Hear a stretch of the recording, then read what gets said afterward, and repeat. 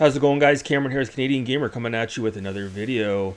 Now today I wanted to talk a little bit about Need for Speed The Run, a game that I was able to recently complete, and I had a couple of things I wanted to talk about regarding this game. So we'll kick things off straight from Wikipedia. Need for Speed The Run is a 2011 racing video game and the 18th title in the Need for Speed series. Published by Electronic Arts, it was released on November 15th, 2011.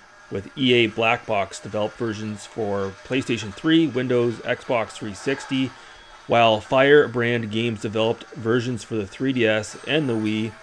An iOS version was planned to be developed by EA Mobile, but it was eventually cancelled. The game focuses on point-to-point races involving overtaking opponents, defeating rivals, time attacks, and evading the efforts of both police and criminal gang members to stop them. Unlike previous entries in the series, The Run features an extensive collection of races set against real-life locations, including the cities of New York, Chicago, Las Vegas, and San Francisco, and features a wide variety of real-life cars to drive in.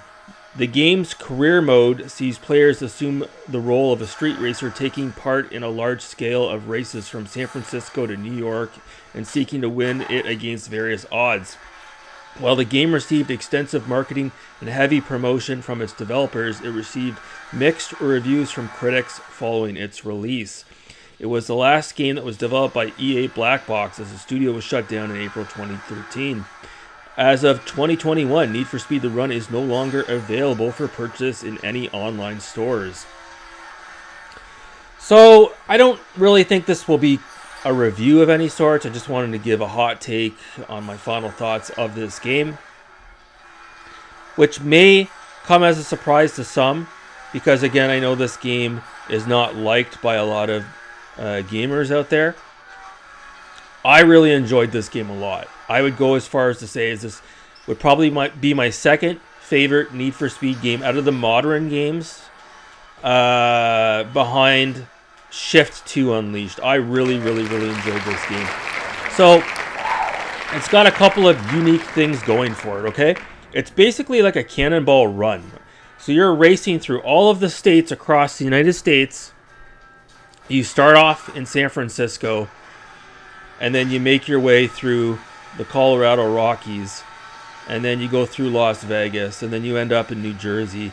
And the final stage, it's really cool. You end up racing this other guy through a train tunnel, and the way the train comes right at you, man, I can't even begin to explain how thrilling it is. This game is like a movie, constantly just, set pieces from a movie, if you will, that you're racing through. You got rocks that are falling off canyons, avalanches that are coming at you right on the screen.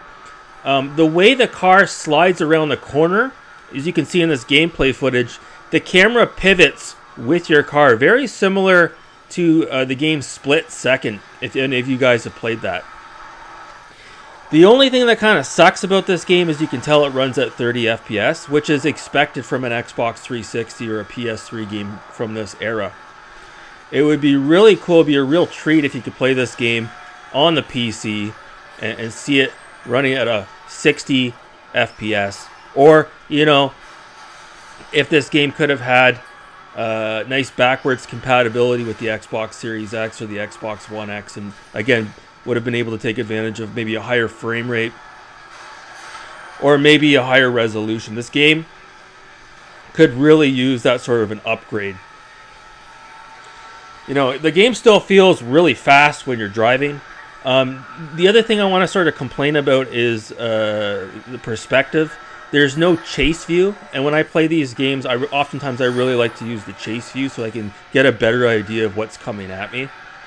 I think maybe the reason why you're not allowed to have a chase view is because there's so much going on in the environment as opposed to a lot of other Need for Speed games out there.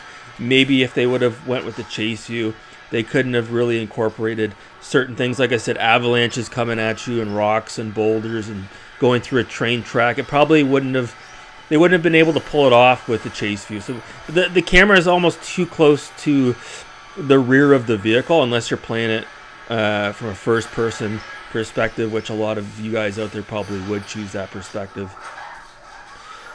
Yeah, so the game has a story, if you could believe it or not. Yeah, it is kind of cringy, sure, but they still kind of pull it off. It's really cool.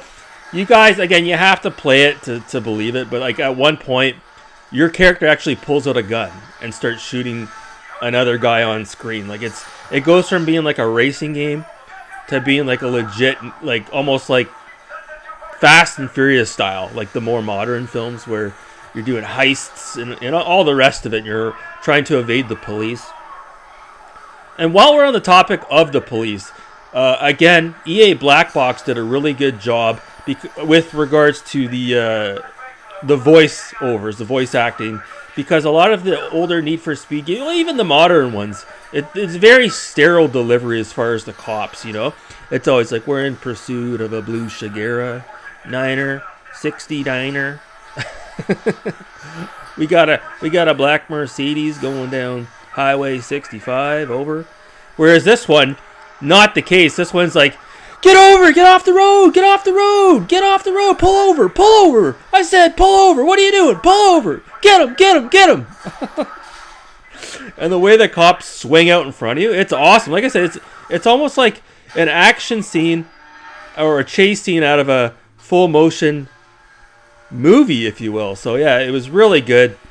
Not a long game, but long enough, just long enough for someone of my age that you can sit down and play it through on a weekend and walk away feeling satisfied. So yeah, you know, there's tracks that race through Death Valley, and like I said, Las Vegas. Lots of incredible set pieces. Sort of reminds me of you know, those older racing games on the N64, you know, or the arcade. Cruising USA is an example. Cruising World. There's even an outrun mission if you're playing the challenges mode, which is what you're seeing from this gameplay footage here. Not quite sure if it's trying to pay homage to the original Outrun game, but it was really cool to see that nonetheless. Awesome selection of cars. Not really any downloadable content as far as I could see. Now, this is the limited edition that I'm playing. But yeah, some of the best cars I've seen in a racing game, because you've got all the classics, right? This game came out in 2011, so it's got all the good cars in it, right? Nice to see Lotus in there as well, Lamborghini, all the rest of them. Now, one other quick thing I want to mention was the game kept freezing up on me right at the end of the game. I was trying to pass the finish line, and the game completely would lock up, and I'd have to do a hard reset. Now, the game was asking me to download an update when I would put it on. Now, I go to download the update, and I get kicked out of Xbox Live, so I don't think the update exists anymore. The request for an update, I think, might be baked on the disc, because, like I said, EA took this game down. You can no longer play this game unless you purchase a physical copy. There is actually an information section on the EA.com website about this game. It's up there for historical purposes, but there's no link to download it. So, yeah, so just a short video. Just wanted to give it off-the-cuff sort of thoughts on this game. I love it so much. I'm very happy to have it in my collection. It is unfortunate that there are some technical hiccups, but again, I don't think it's the game's fault. I think it's more to do with the fact that EA delisted this game tragically. And now I'm hearing EA has delisted some of the Battlefront games, was it? Bad Company games have been delisted as well. So, yeah, really unfortunate to see these games be delisted. So, anyways, guys, yeah, go out and check out Need for Speed The Run. You will not be disappointed. I have really nothing negative to say about this. I really enjoyed my time with it. So, anyways, guys, thanks so much for watching, and have a great day. Take care.